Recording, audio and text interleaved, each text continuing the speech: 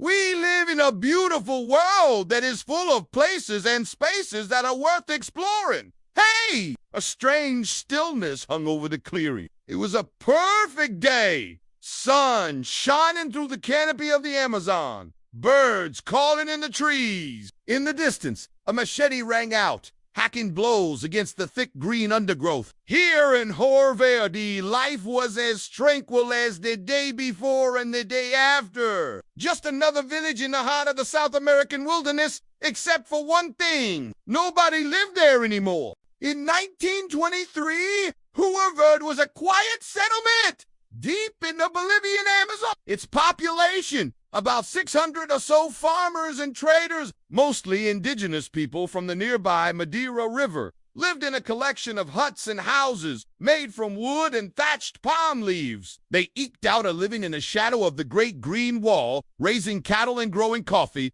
cocoa, bananas, rice, and corn. Life wasn't easy, but for the people of Verde, it was familiar and good. On December 11th, 1923, everything changed. For decades, stories of isolated settlements vanishing into thin air have haunted the pages of myth and legend. Typically, these tales belong in the realm of fantasy, dismissed as fairy stories or outright fiction. So imagine the shock when one morning the sleepy settlement of Verde simply disappeared. On December, Captain Pedro Bicolo da Silva, a veteran of World War I, was patrolling the Bolivian-Brazilian border with two men when he approached the village. He had come across Verde many times before, a simple stop on his route. The settlement always buzzed with activity.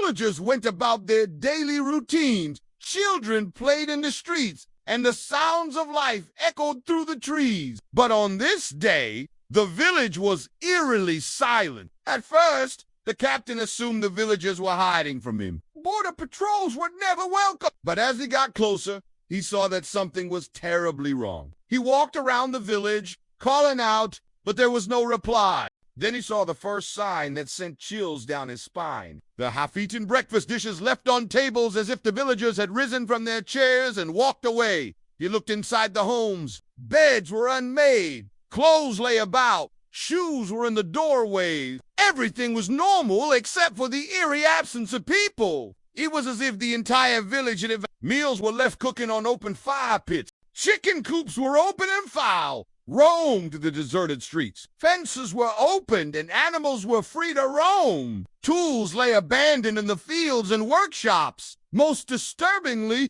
fires still burned in some of the hearths, as if the villagers had been interrupted mid. There was nothing to suggest the villagers were threatened, frightened, or in a hurry. And then, as if to lend a veil of mystery to the uncanny scene, the captain spotted a chalkboard inside the village schoolhouse. Someone had written in large block letters, "There is no salvation." Was this a clue, a warning, or a final desperate message? This was the beginning of one of the strangest mysteries in South American history. The news of the missing village spread quickly. Government officials descended on Verde, combing through the silent streets and abandoned buildings. Houses were searched, belongings inventoried, crops examined. Nothing was disturbed. No sign of struggle. No indication of foul play. The picture that emerged was one of normality interrupted. Normalcy abruptly ended. Newspapers across Brazil ran stories about the ghostly village. Rumors spread among the locals. Some spoke of a hidden curse, others of mysterious lights in the sky. Many whispered of an ancient evil stirring in the heart of the jungle. Authorities, however, took a more pragmatic approach. The head of the Brazilian scientific police, José Américo de Carvalho Ramos, traveled to Verde to investigate. After 3 days of examining the village, he declared the most obvious theory: voluntary migration. Unlikely. There was no evidence that the villagers had taken anything with them. No indication that they planned to leave. It didn't make sense for an entire community to abandon their homes, belongings, and livelihoods. The next most likely scenario was forced migration, suggesting an attack or abduction. But again, there was no evidence. No signs of violence or disturbance were found. No bodies or personal effects were discovered. It was as if the people of Hoer Verde vanished into thin air. This led to more sensational theories. Reports of UFO sightings and claims of native tribes known for their unusual customs, but these lacked solid evidence. Then there were the conspiracy theories. The idea that the Brazilian army or government was behind the disappearances. This was fueled by the remoteness of Hoer Verde and the lack of communication from the government. But there was no concrete proof, and the theory remained just that, a theory. He admitted that although the case was baffling, the facts surrounding it were clear. The village was indeed completely deserted, abandoned without a trace. The Brazilian government eventually classified the case as inactive due to lack of evidence, effectively ending the official investigation. What happened to the people of Hoer Verde? Did they leave willingly? Were they taken? Or was there something lurking in the jungle, something that snatched hundreds of people from their homes in the blink of an eye? A village and its people vanished. When we think of civilizations that have disappeared, we think of cities whose downfall is marked by crumbling ruins or lost artifacts. Think of the Maya of the Indus Valley or Israel. But sometimes cultures die off without leaving behind much evidence of their existence.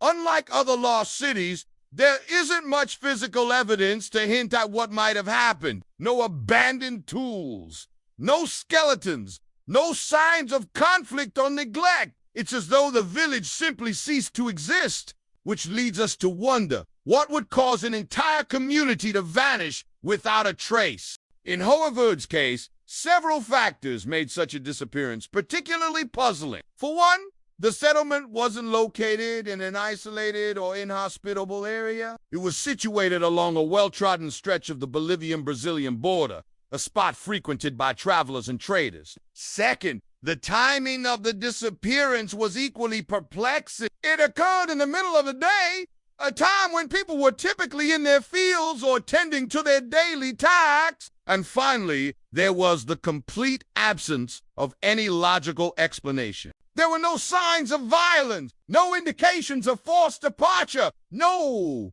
evidence of disease or natural disaster. It was as if the villagers had simply evaporated. So what might have caused such a baffling disappearance? One intriguing possibility: mass hysteria. This refers to a psychological phenomenon where a group of people share similar fears or beliefs, often leading to irrational behavior. In the case of Hoer Verde, some scholars have suggested that rumors of a curse or an ancient evil stirring in the jungle may have induced a state of mass hysteria, causing the villagers to flee in terror. However, this theory fails to explain why nobody ever returned, or why there was no evidence of panic or destruction. Another potential cause was a natural disaster, perhaps an earthquake, a flash flood, or some other unforeseen calamity struck suddenly, wiping out the entire village in an instant. However, geological records show no major tremors in the region around December 1923,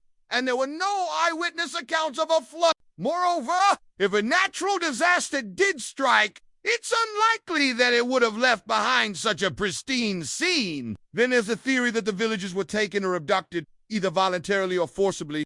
This could have been the work of a secret society, a rogue military unit, or even an extraterrestrial presence. Without any tangible evidence, it's impossible to say for sure what became of the people of Hoer Verde. One thing is certain: the people who lived there were real. They had families and friends, hopes and dreams. Their lives were filled with joys and sorrows, struggles and triumphs. They farmed the land, raised their children, and built a community in one of the most inhospitable environments on Earth. And then one day, they were gone, vanished without a trace. In the end, the mystery of Hoer Verde remains unsolved. And perhaps it's better that way.